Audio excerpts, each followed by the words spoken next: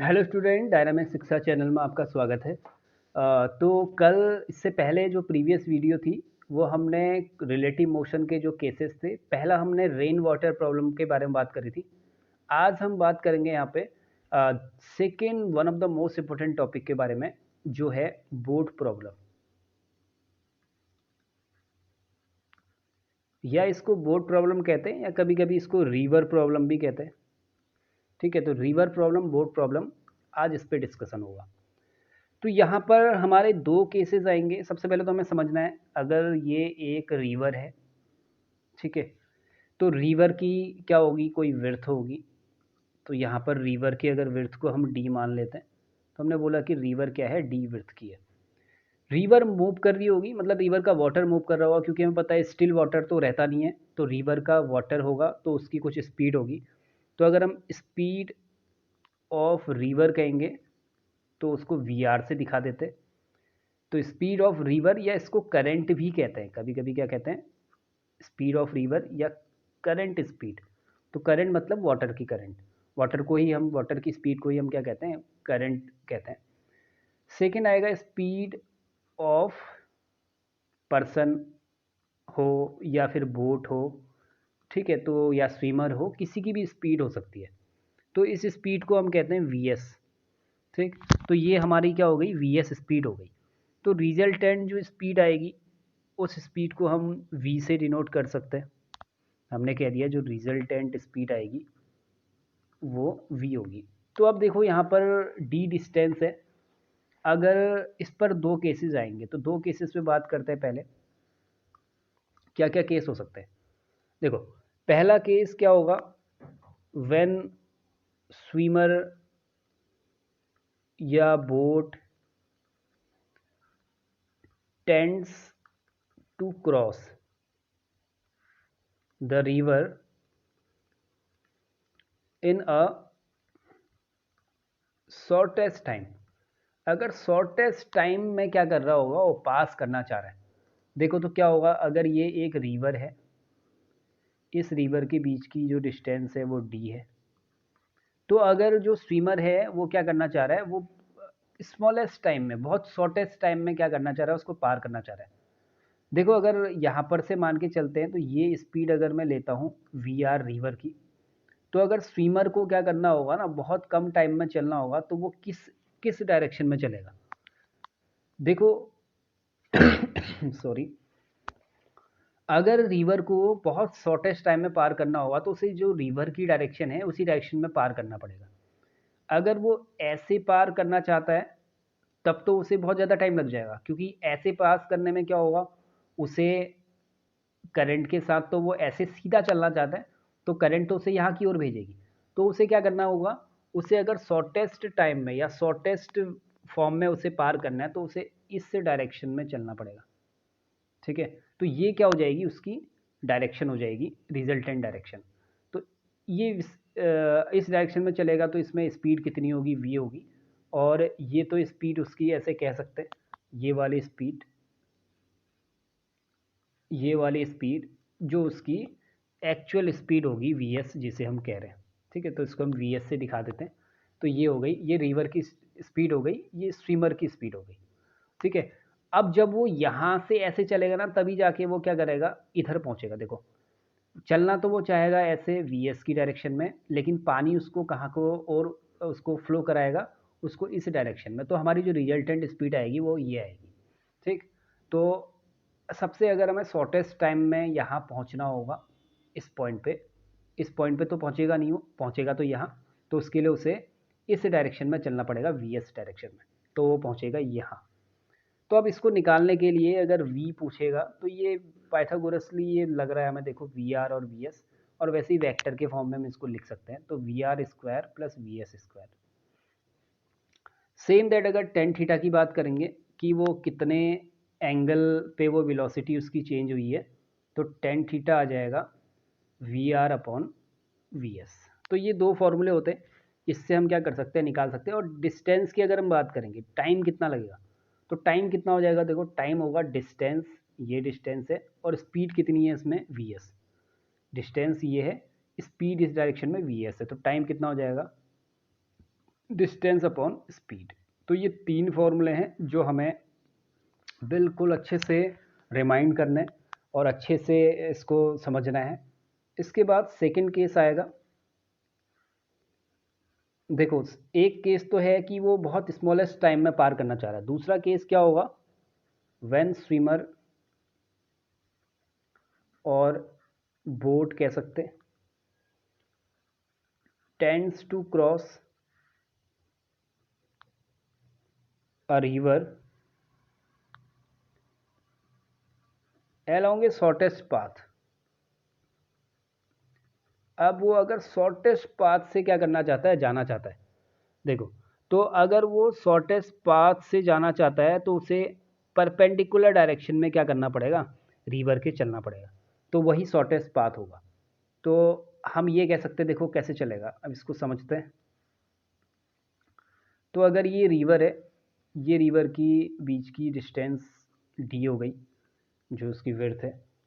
अगर उसे यहाँ पहुँचना है तो उसे इस डायरेक्शन को, मतलब उसे शॉर्टेस्ट डिस्टेंस को चलना है। तो शॉर्टेस्ट डिस्टेंस मतलब वो जो उसकी विड्थ है उस डायरेक्शन में चलेगा।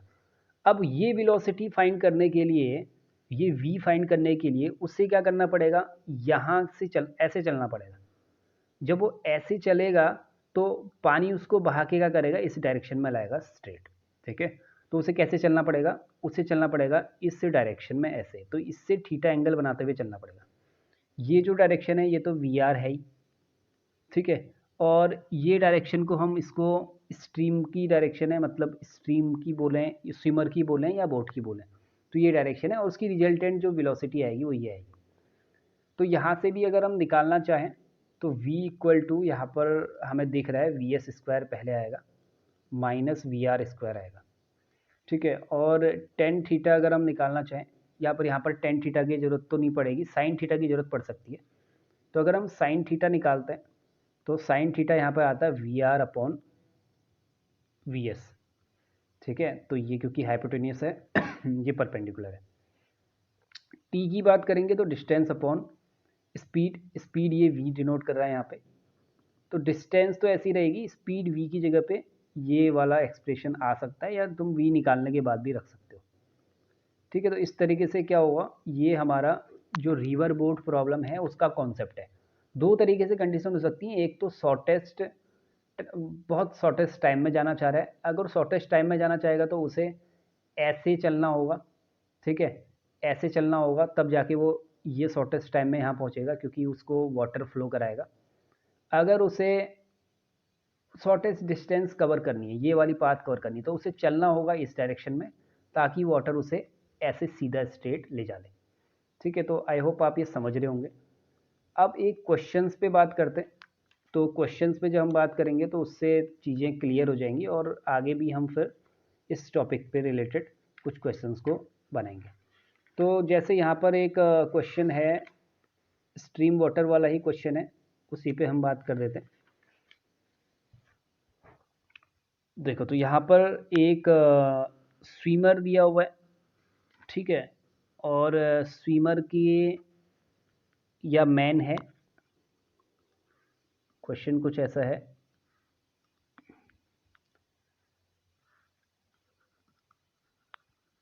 A man swims across the river, river के अक्रॉस चल रहा है, which flows with a speed, with a velocity